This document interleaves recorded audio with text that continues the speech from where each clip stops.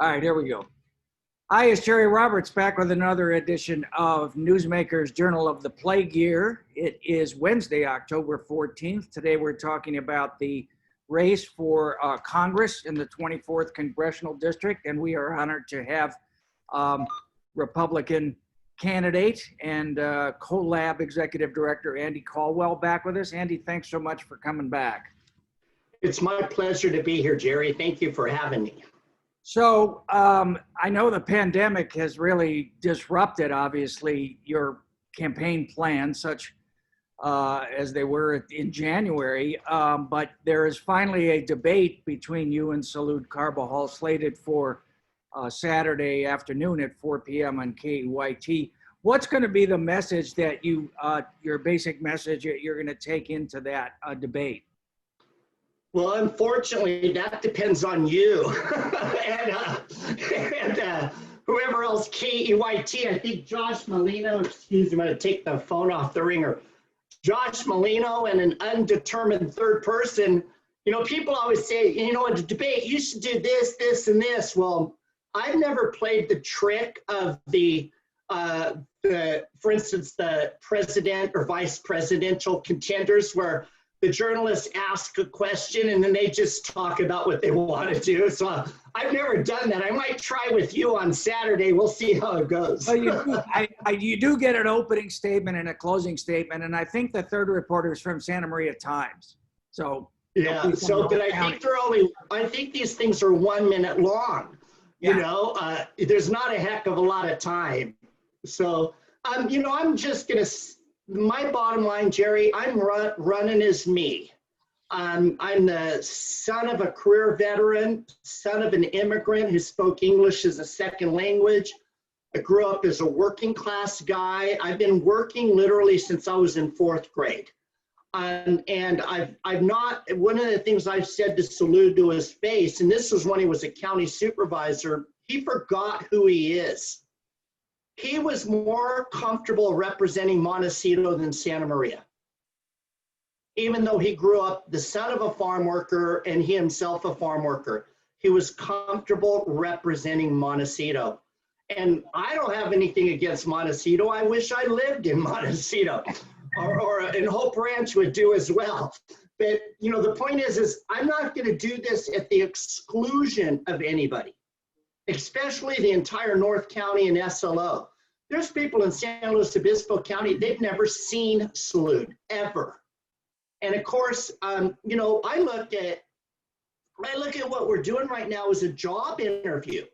I think every 2 years, Congress has to reapply for their job. He's not showing up for the interview. He thinks he's got it made. The job is his to keep. And I don't look at it that way. So I've not turned down one single invitation to speak. He turned down every invitation to debate except the one this Saturday. All right. So on the issues on policy matters, you know, to oust an incumbent, you have to make the case against the incumbent why they should be fired before you should be fired. What are the specific issues that you think he deserves firing for not representing the district? Well, Jerry, I trust that since we're on Zoom, you're sitting down.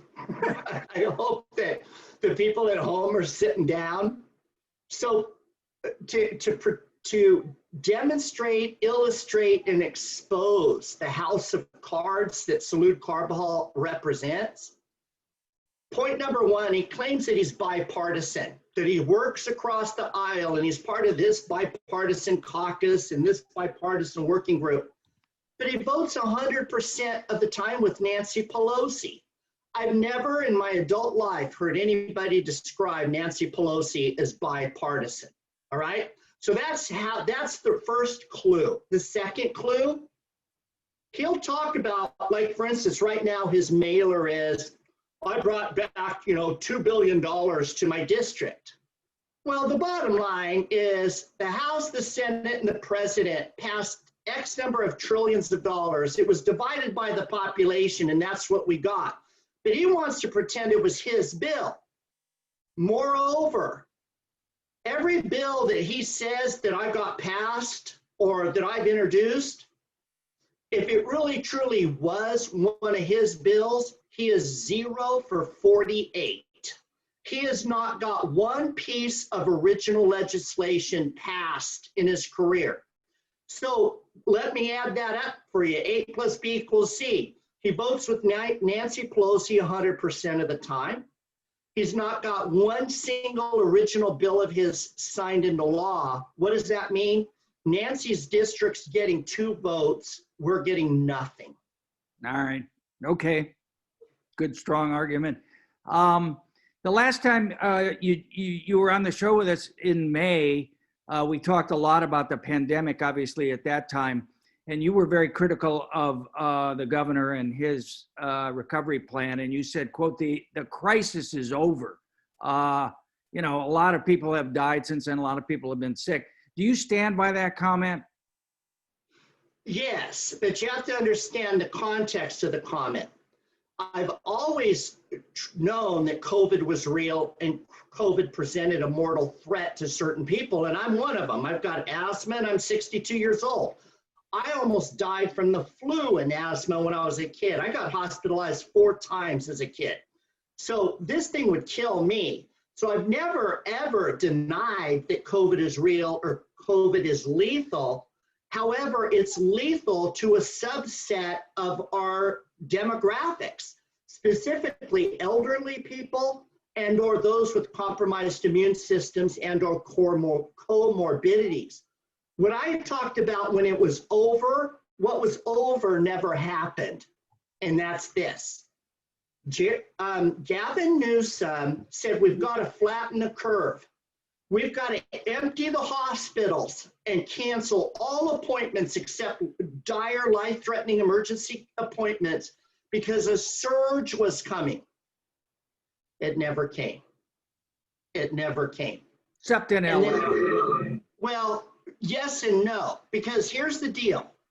What California did and what the United States did as a whole, but not other countries, if they said you died, if you died with COVID, they said you died from it. So with regard to the overall picture, when they talk about the total number of cases, they never separated out the asymptomatic from those that were mild, from those that were hospitalized, and then they did do between hospitalizations and ICUs and mortality. The vast bulk of the people, 99.9% of the people, this is a non-fatal virus. And so I don't want to be cavalier about it. Like, I bring a mask, but I don't really rely on the mask because I'm not going to wear an N95. N95 make you sweat like a pig and they're hard to breathe through. So what I do, I carry a bottle of hand sanitizer wherever I'm at, and I'll wash a hand, shake a hand, I take that bottle out. My kids say I'm being rude, I'm saying I'm staying alive, okay? But the point here is the surge, like those, remember those hospital ships got no patients.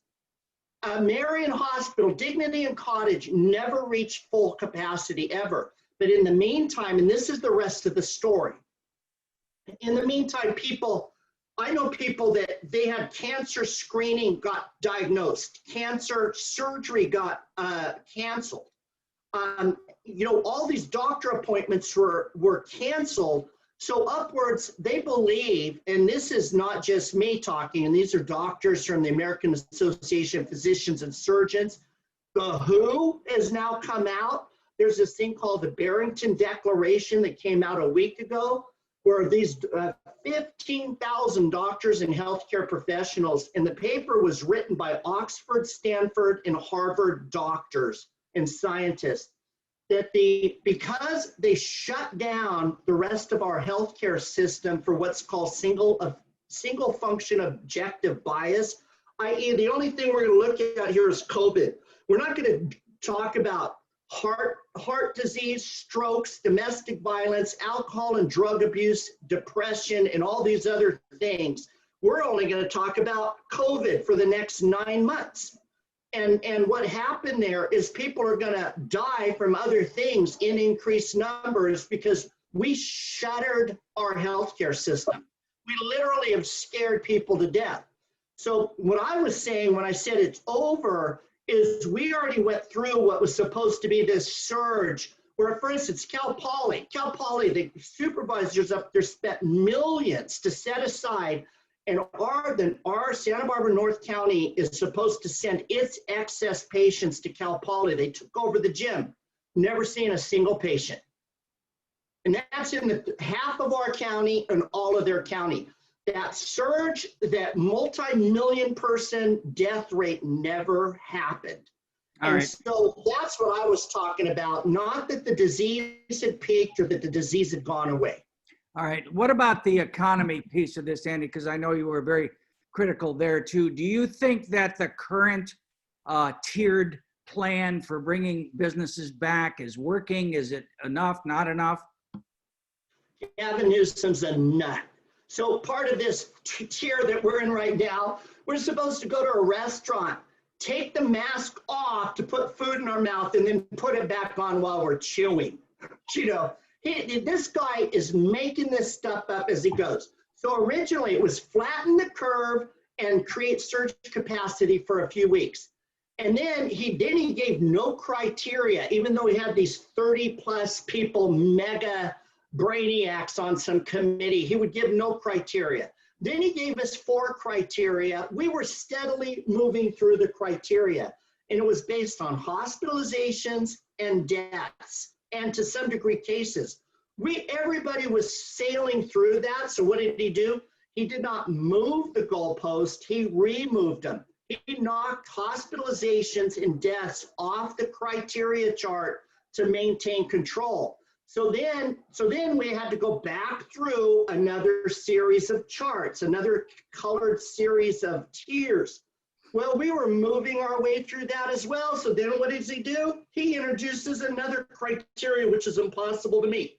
He says, okay, well, your numbers are lowering, but are they lowering in socioeconomic disadvantaged households and peoples of color? Well, even Doss Williams, I swap emails with Doss Williams pretty soon. I said, you know, this governor's a nut job. So this is the truth of the matter. Most people were not getting this thing at work. They were getting it at home. And what happens with regard, at least to Santa Barbara County, is, you know, like Gavin Newsom says, well, only this latest criteria in the last day or two, only 2 or 3 families, no more than 2 or 3 people apiece can now gather for a backyard event. Well, Jerry, in Santa Maria, we have 2 or 3 families living together all the time. And the spread of it is coming from larger household living situations more than work. And with regard to reopening the economy, why in the heck could we keep Costco, Target, and Walmart open, but mom and pop shops had to close? That never made any sense. It never made any sense to me that if masks and social distancing work, why couldn't we leave restaurants open with 50% capacity? None of this is reasonable. And more importantly to me, it violates the basic concept of government in America, consent of the governed. All right, let me switch topics on you. We've had already our worst wildfire season ever in California. The governor and a lot of, certainly your opponent, Mr. Carbajal, and others, you know, have pointed to climate change as the reason that fires have been so bad or getting increasingly worse. The president and a lot of Republicans have said, no, it's really much more of an issue of forest management. And of course, the feds own a huge amount of California real estate in the form of forest. Where do you come down on that? Well, no surprise, Jerry, because as you know, I've been writing about this for 30 years. This is the one column I've written more about than anything else. The original title of the column was Fires, Floods, and Fools, because California is always subject to fires and floods, and only a fool would ignore that record that goes back as far as time goes back, because we're in a semi-arid climate. And the bottom line is fires are natural, extremely, just as earthquakes are natural, but even more so. So it's completely and totally based on not forest management, but forest mismanagement. We had a hands-off approach where there was no logging, no burning, no thinning, no clearing, and even no grazing in those forests. So over the last 40 to 50 years, which is when this pattern started, we allowed forests in the state of California on both state lands, private lands, and the rest to grow to a density 10 times thicker than what is normal and natural. So what happens is these trees are competing, 10 times the number of trees per acre are competing for water, nutrients, and sunlight. They grow weaker, and then the bugs come in or the disease comes in and kills them. So we have 140 million dead trees in the state of California. Nationally, we have 3 to 4 billion dead trees. That wasn't from climate change. It had nothing to do with climate change. We've had droughts in California that lasted 400 years. It's normal for our drought patterns to last 7 years. That's why our reservoir system is set up to capture 7 years worth of water. But anyway, the point here is Mother Nature is not benign. And those trees have to compete for everything they need to live. And we set them up for failure.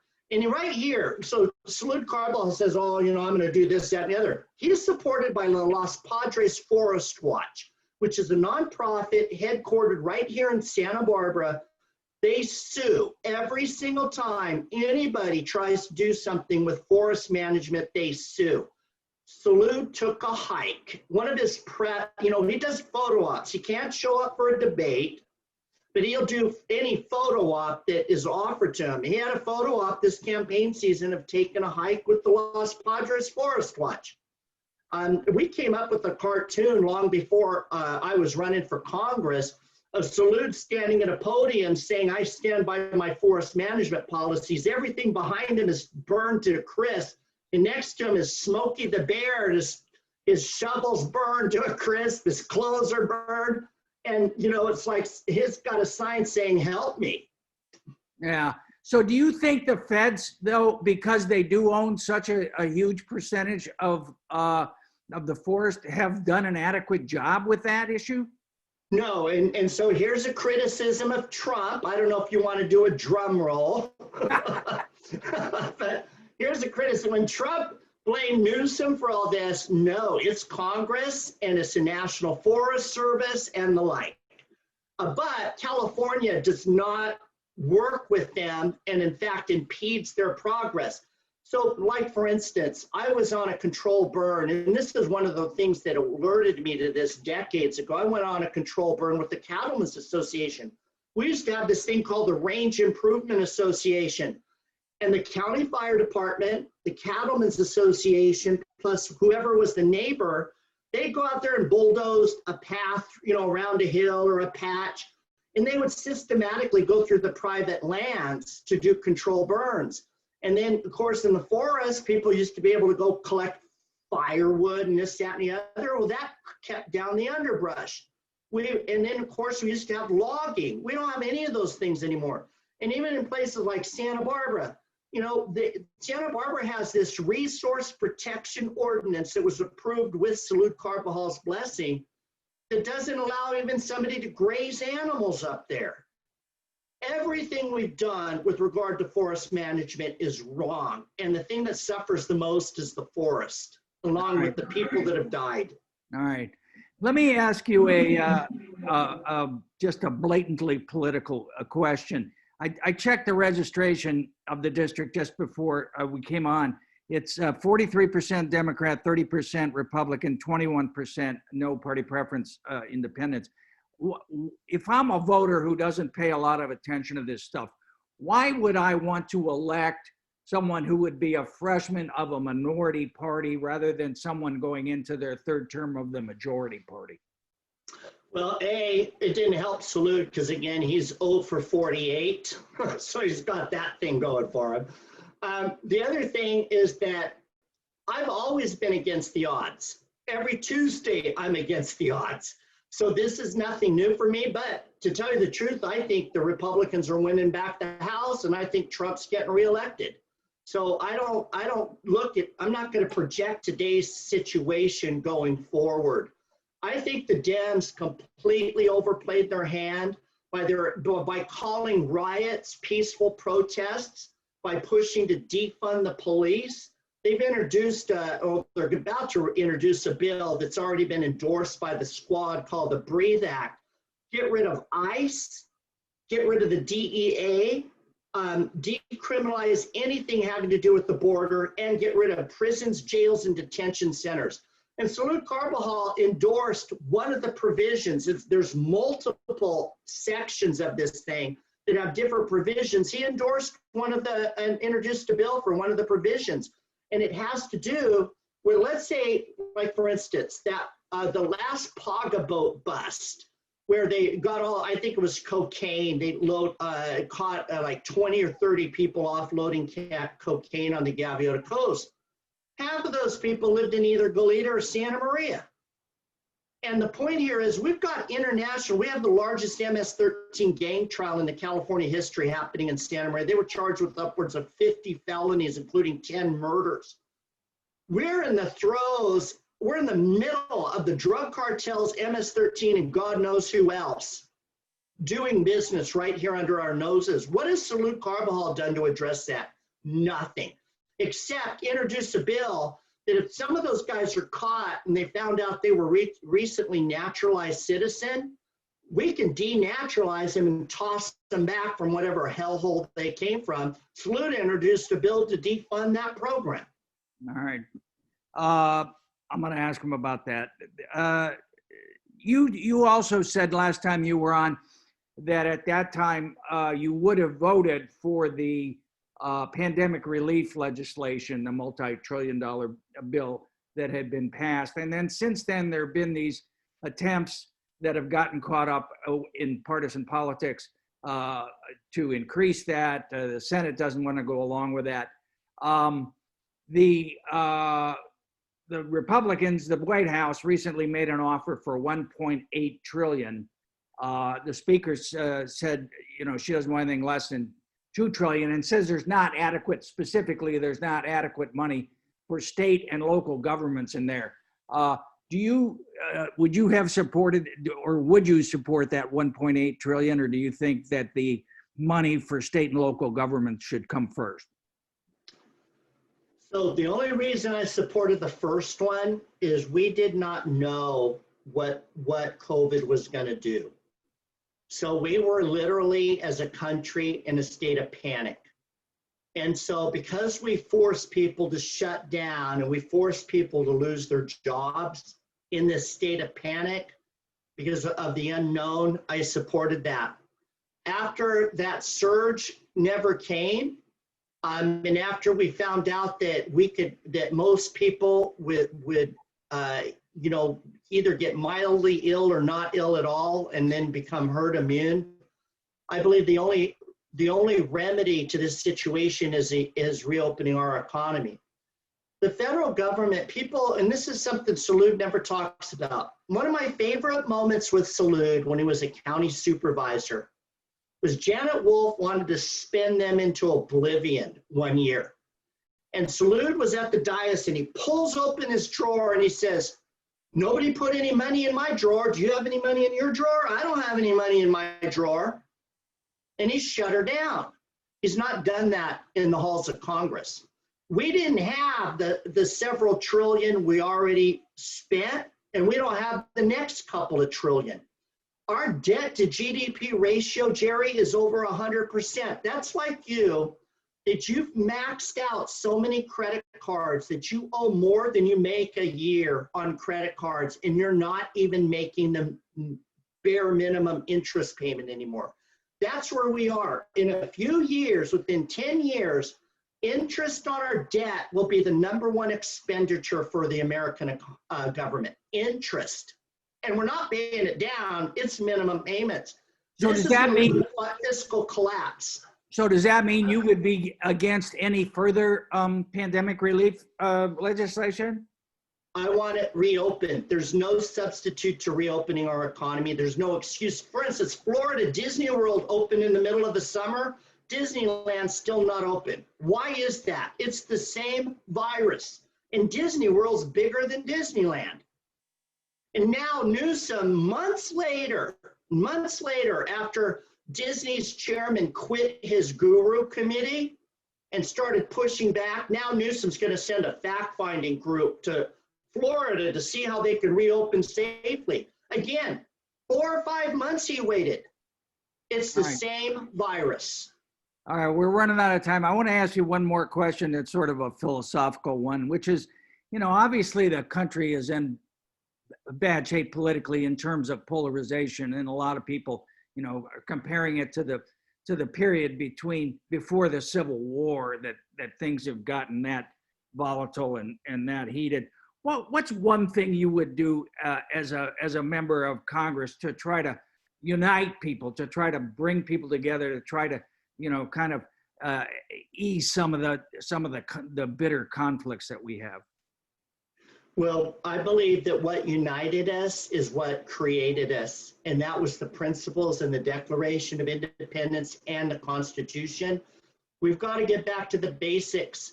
You know, I'm the first to admit that people in inner cities, especially Black Americans, have legitimate grievances. But we're not talking about all that is grieving them. And some of it has to do with the breakdown of the family. And that breakdown of the family with fathers being absent from the schools and all that, it sets this whole cancerous cycle of home to school to prison pipeline, drugs, gang violence, and all the rest. And so I want to get back to basics. And part of that is changing how our schools are operating. I want school choice. Secondly is I do believe we need to heavily invest in job training and job creation and economic development in our inner cities. I think that'll break some of these cycles. But at the same time, I want the people that are throwing Molotov cocktails into cop cars or firebombing police buildings and courts, I don't want them getting 6 months probation. And I think that that's one way you quell the rebellion and the riot, and then you take away the fuel that's firing some of these things below. All right, very good. We'll leave it there. Andy Caldwell, thanks so much for your time. To be continued on Saturday night, 4 p.m. On KEYT is going to be live streaming, and I think also on the Now channel. So we'll see you again Saturday, and Salud will be there, and we'll have the first and only one-on-one. Andy, thanks again for speaking to our viewers. And folks, please visit my website, andycaldwell2020.com. Jerry, thank you for everything. Take care.